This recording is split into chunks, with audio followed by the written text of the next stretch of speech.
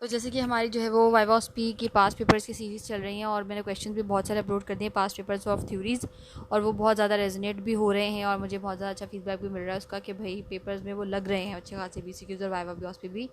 तो क्योंकि बायोकेमिस्ट्री का कंटेंट नहीं था according to the syllabus of DPT, क्योंकि जितना भी सिलेबस जितना भी यूट्यूब पर अपलोडेड है वो सारा MBS के रिलेटेड है, और जबकि बायोकेमिस्ट्री DPT में थोड़ी सी डिफरेंट है और थोड़ी सी अलग है, मतलब इतना डीप नहीं पढ़ाते, आपको ऊपर से पढ़ा कर छोड़ देते हैं। तो उसके हिसाब से जो बायोकेमिस्ट्री का जो आपका वाइवा पे थोड़ा सा डिफरेंट आता है, और आप जो है वो MBBS वाले की तैयारी करके चले आते हैं, जो कि फिर वो लगता भी तो नहीं है ना यार, मतलब एक तो तैयारी भी दूसरी कर लो आप, हमको इतना डीप पढ़ाया भी नहीं गया और वो फिर लगे भी ना। तो ये जो है वो जो DPT में अभी तक आया ना दुनिया जहान में जहाँ पर भी, उसका 80% तक जो हमने उठा लिया है, और इससे बाहर जो आपका पेपर नहीं जाएगा। आधी एक वीडियो मैं अपलोड कर चुकी हूँ जिसके अंदर 5 पेज हमने कवर कर लिए थे और डिफरेंट मशीन स्पेक्ट्रोमेट्री वगैरह, और बाकी जब हम इसको यहाँ पर पढ़ रहे हैं अब पढ़े हैं। तो ये पूछा कि क्रोमेटोग्राफी क्या होती है, determine chromatography and determination of acid amino acids in urine by paper photo chromatography। अब क्या हो सकता है कि ये आपका वाइवा भी हो सकता है, आपके ऑस्पी भी हो सकती है, क्योंकि अक्सर ऐसा होता है कि जो लिखा हुआ होता है ना वाइवा में वही आपसे ऑस्पी में, मतलब ऑस्पी में उसकी पिक्चर्स देते हैं, आपने उसके बारे में लिख कर जब आप वाइवा देने के लिए पहुँचते हैं तो उसी के बारे में आपसे वाइवा हो रहा होता है, तो ईजी हो जाता है। आजकल फ्रॉम 2020 जो है वो ये हो रहा है, 2020 से जब ये हो रहा है कि वो वाइवा से बिल्कुल ऑपोजिट ऑस्पी होती है, क्योंकि बच्चे जो लिख के आ रहे होते हैं उनको वही बोलना बड़ा आसान लग रहा होता है, तो वो जो लिखा हुआ होता है वो उससे अलग होता है। अब ये जो हम पढ़ रहे हैं ये आपकी वाइवा भी हो सकती है, ऑस्पी भी हो सकती है, इसलिए इसको हमने थ्योरी फॉर्म में किया हुआ है। और आई स्टार्ट करते हैं। डिफाइन क्रोमेटोग्राफी, ये क्या होती है? Chromatography is a technique use to separate identify the measure the target component in the mixture. कि भाई आप क्रोमेटोग्राफी में क्या होता है कि हमने एक मिक्सचर लिया हुआ है, उस मिक्सचर को हम सेपरेट करते हैं अलग, मतलब उस मिक्सचर को अलग करने के लिए, उसको आइडेंटिफाई करने के लिए, और उसके जो हमने टारगेट कंपोनेंट्स पता करें ना, जैसे फॉर एग्जांपल जैसे ब्लड के अंदर हमें पता करना है ग्लूकोज लेवल क्या चल रहा है इसके अंदर, हेमोग्लोबिन कितना है, कैल्शियम कितने हैं, कैल्शियम आयन कितने हैं, सोडियम आयन्स कितने हैं, एक्सेट्रा। तो डिफरेंट चीज़ें हैं ना, दिखने में एक तो एक ब्लड है वो, ठीक है, आप उसके अंदर निकलता प्लाज्मा अलग निकलते हैं, RBC अलग निकलते हैं, WBC अलग निकलते हैं। तो वो हमको वो सारी चीज़ें जो वो अलग से मेजर करनी होती हैं कि भाई इसके ब्लड के अंदर इस चीज़ की कंसनट्रेशन इतनी है, इसके इतनी है, इसकी इतनी है। तो ये कह रहे हैं कि ये वो टेक्निक है जिससे हम सेपरेट करते हैं, आइडेंटिफाई करते हैं और मेजर करते हैं the target component in a mixture sample. एक सैंपल के अंदर, एक मिक्सचर के अंदर हम एक जो टारगेट कंपोनेंट है हम उसको मेजर करते हैं अलग करके कि भाई कितना है, उसकी क्या क्वांटिटी है, क्या हिसाब किताब है, ठीक है। To determine the technique use to separate identify and measure the target component in a sample is known as chromatography. What are the two components of chromatography? Chromatography के दो कॉम्पोनेंट्स होते हैं बेसिक, तो वो कौन कौन से? पहला है there are two components of chromatography, mobile phase and stationary phase. Mobile phase में क्या होता है? Solvent that flows through supporting medium. Mobile phase मतलब मोबाइल है, मतलब हिलता डुलता फेज है यहाँ से वहाँ, तो इस फेज के अंदर जो सॉल्वेंट है वो एक सपोर्टिंग मीडियम के थ्रू जो है वो फ्लो करता है। स्टेशनरी फेज सॉलिड और जेल लाइक सब्सटेंस है are supporting medium that interacts with sample. Supporting medium और एक जेल लाइक सैंपल, ठीक है, या solid gel like sample. Supporting medium वो जो आपके सैंपल के साथ, जो आपने सैंपल लिया हुआ है जिसका आपको टेस्ट करना है उसके साथ इंटरेक्ट करता है, और आपको जो है वो रिज़ल्ट मिल जाता है, एक कंपोनेंट का पता चल जाता है भाई इसकी ये कंसनट्रेशन है, इसकी कंसनट्रेशन है। और हमें पता है कि हमारे पास हर एक रिपोर्ट अगर हमें निकालनी है ब्लड की या किसी भी चीज़ की, CBC है जो भी, तो उसके लिए एक अलग केमिकल होता है जो हम इस्तेमाल कर रहे थे डिफरेंट चीज़ की डिफरेंट कंसनट्रेशन को मालूम करने के लिए, जो उसके साथ रिएक्ट करके आपको एक नंबर देता है। What are the uses of chromatography? The uses of chromatography are to analyze, identify, purify, and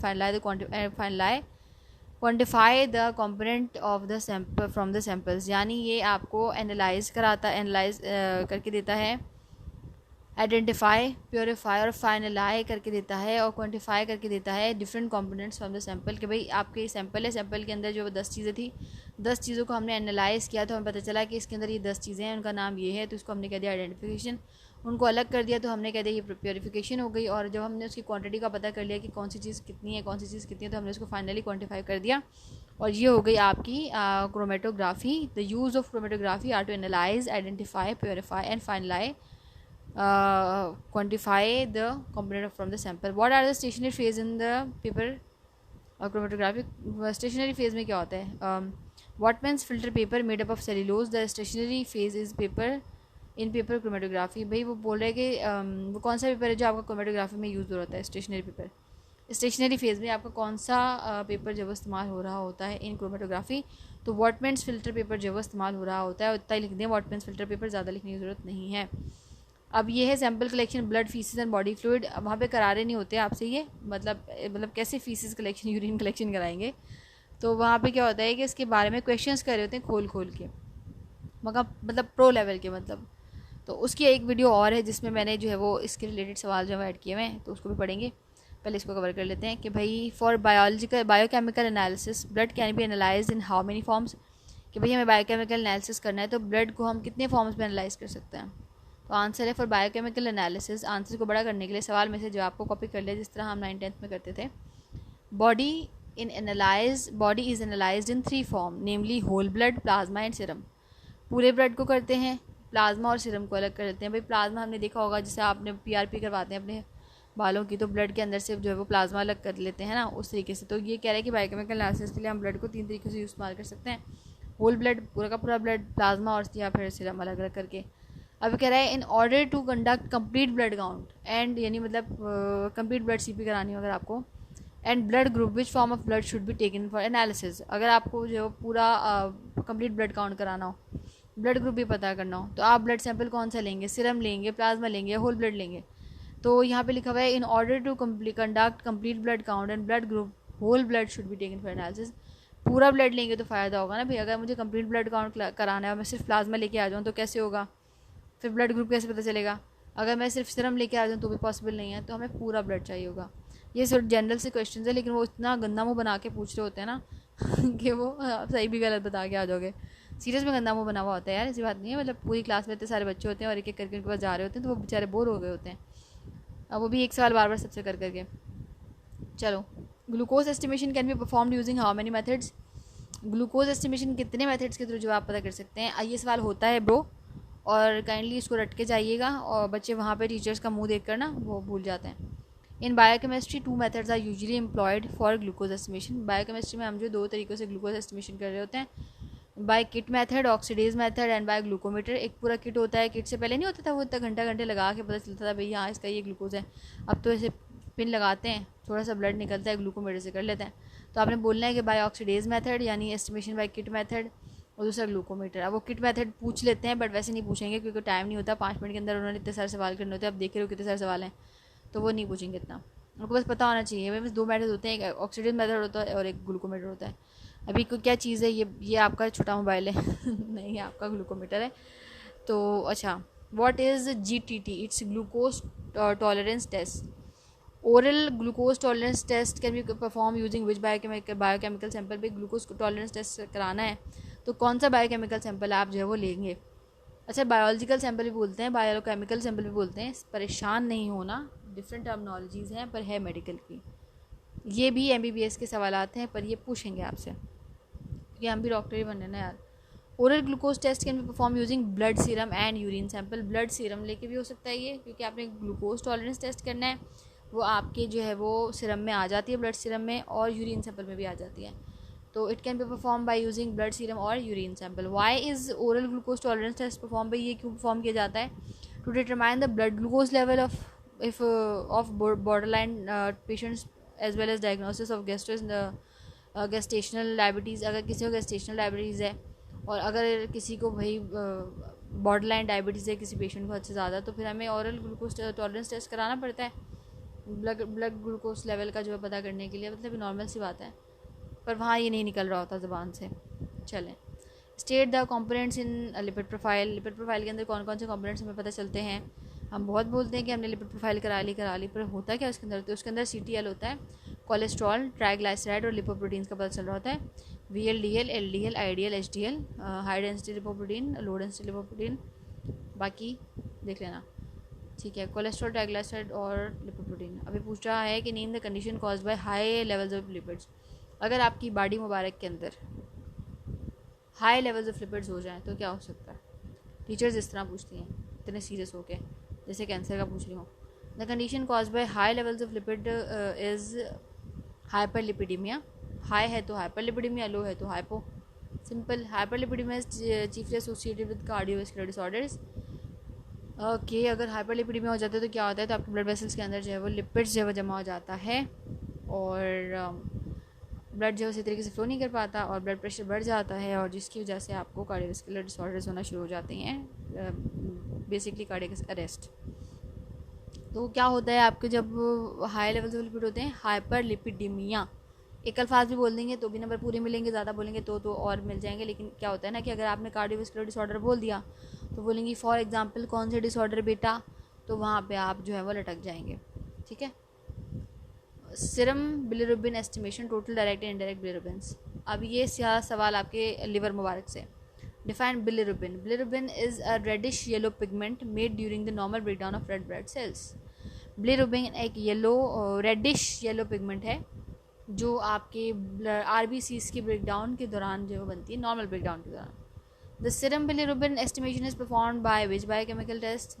तो भाई सीरम बिलिरुबिन के टेस्ट जब परफॉर्म करते हैं तो कौन सा आपका सैंपल लेते हैं जब आपको टेस्ट परफॉर्म करना होता है, तो serum bilirubin estimation is perform by liver function test to diagnose for jaundice. हम LFT जब कराते हैं, जब हमने अपना जॉन्डिस का पता करना होता है कि बंदे को जॉन्डिस तो नहीं है, मतलब कौन सा टेस्ट कराना होता है। वो बोलेंगे अच्छा बेटा अगर एक बच्चा है उसकी आंखें पीली हो रही हैं, उसको बुखार हो रहा है, उसको खाने पीने कुछ दिल नहीं कर रहा, तो बेटा आप कौन सा टेस्ट कराएंगे। बोलेंगे मैम अगर आपने बोला है कि आंखें पीली हो रही हैं तो मैं उसका LFT करवाऊँगी, लेवल फंक्शन टेस्ट, क्योंकि हो सकता है कि उसकी बॉडी के अंदर बिलिरुबिन के जो लेवल है वो ज़्यादा हो गया हो, उसको जॉन्डिस हो गया हो। Define amylase. एमाइलेज क्या होता है, नाम से तो चिप्स का नाम लग रहा है कोई प्यारी सी, but it's a chemical. Amylase is a enzyme present in saliva and pancreas that break down starch into maltose. Amylase एक एंजाइम है जो आपके सलाइवा और पेनक्रियाज में होता है, जो स्टार्च को माल्टोज में तब्दील कर देता है। दोबारा पढ़ते हैं। Define amylase. Amylase is an enzyme present in your saliva and pancreas which helps to break down the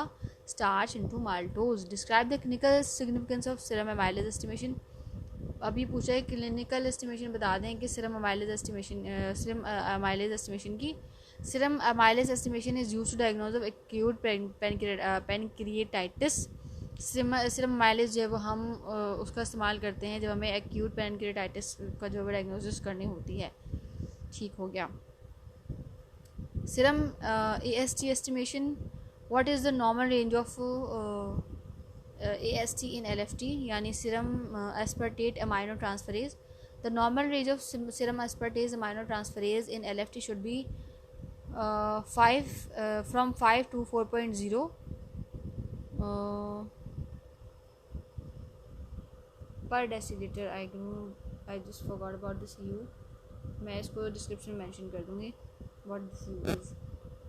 Okay, describe the clinical significance of serum aspartate aminotransferase in LFT. Clinical significance of serum aspartate aminotransferase AST in LFT is the marker for liver damage. इससे ये पता चलता है आपको कि आपका जो liver है वो कितना डैमेज है या कितना डैमेज नहीं है। इससे आपको बस लिवर के डैमेज के लेवल पता चलता है। किससे? आपके ASF से। ASF मतलब क्यों यूज़ होता है कि आपका जो नॉर्मल रेंज है वो इतनी होनी चाहिए 5.40 से लेके 5 से लेके 440 तक, ठीक है ना। तो अब अगर ये उससे ज़्यादा है तो इससे आपको पता चला है कि अभी आपका लिवर कितना ज़्यादा डैमेज है, जो बॉडी जो है उसको कितना ज़्यादा सीक्रेट कर रही है। What is the normal range of serum alanine aminotransferase in LFT। अब AST की जो वैल्यू थी वो 5 से लेके 4.0 थी और AST की वैल्यू 5 से लेके 3.0 तक है। Describe the clinical significance of serum ALT estimation in LFT। वो यहाँ पे जो उसकी है मतलब क्या कहना चाहिए कि मार्कर फॉर लिवर डैमेज वो ही इसकी है, ठीक है। What is the normal range of ALP in LFT। ALP की नॉर्मल रेंज क्या है एल्कलाइन फॉस्फेट की? इट्स 3.0 to 125, ठीक है। 3.30 से 125 तक है। डिस्क्राइब द ये इसकी भी ऊपर लिखी हुई है। What is the normal range of creatine kinase. The normal range of serum creatine kinase is 22 to 198, 22 to 198. What is the normal range of serum LDH estimation? The normal range of serum LDH is 230 to 460, 230 से 460। इसका बिल्कुल double जो है वो इसका opposite है, ठीक है। Describe the clinical significance of serum LDH estimation. Serum LDH is the biomarker for myocardial infarction. तो जब आपको मायोकार्डियल इन्फार्क्शन होता है तो एक टेस्ट ये भी करा रहे होते हैं जिससे आपको पता चल जाता है कि मायोकार्डियल इन्फार्क्शन हुआ या दूसरा चेस्ट पेन था, मतलब गैस्ट्रिक चेस्ट पेन था। What is the normal range of total protein albumin and globulin? Total protein की नॉर्मल रेंज 6.6 से लेकर 7.8 तक है, एल्बुमिन की 3.4 से 5.4 तक है और ग्लोबुलिन की 2.3 से 3.5 तक है। 6, 7, 8 से याद कर लें क्या बोलते हैं अपना प्रोटीन के लिए, और 3, 4, 5, 4 से याद कर लें एल्बुमिन, 2, 3, 3, 5 से याद कर लें क्या globulin. What is the normal range of serum calcium? Serum calcium की नॉर्मल रेंज 8.5 से 10.5 mg तक होती है, और ये सारी रेंजेस आती हैं, पूछते हैं वो, मैं ऐसे नहीं रीड कर रही। What is the normal range of serum magnesium? 1.2 से 2.2, सबसे कम इसकी होती है सीरम मैग्नीशियम की नॉर्मल रेंज 1.2 से 2.2। डायबिटीज़ मेलाइटिस क्या होता है? अब वो इस सवाल में आपको फंसा देते हैं जब आप कहते हैं ना कि ये 2 टाइप का होता है MS, एक में जो है वो हमारी बॉडी जब से इंसुलिन बना नहीं पाती, दूसरे में बनाती तो है फिर उसको यूज़ नहीं कर पाती, तो वो फंसाते हैं आपको। तो diabetes the metabolic disease that causes high blood sugar, इतना बोल दें काफ़ी है, ज़्यादा बोलेंगे ज़्यादा फंसेंगे। आइडेंटिफाई द कंडीशन, ये वहाँ पे पिक्चर लगी हुई होगी, बोलेंगे बेटा ये बता दें क्या है, तो आप बताना है। This is the picture of condition of scurvy, जो कि आपको विटामिन C की डेफिशिएंसी की वजह से होता है, जिसमें हम एस्कॉर्बिक एसिड जो है वो लिख कर देते हैं, जिससे पेशेंट जो है वो ठीक हो जाता है। तो ये थी हमारी बायोकेमिस्ट्री की ऑस्पी। इसमें जो चीज़ें रह गई हैं वो मैं कोशिश करूँगी डिस्क्रिप्शन में डाल दूँ, तो उसको वहाँ से पढ़ लीजिएगा। बाकी जो यू लिखा हुआ है ना ये डिफरेंट जगहों पर, जैसे ये लिखा हुआ है यू, तो इसका मैं पता करके डिस्क्रिप्शन में लिखती हूँ। तो मैं देखिएगा, अपना ख्याल रखिएगा। अल्लाह हाफ़िज़, टेक केयर, स्टे ब्लेस्ड।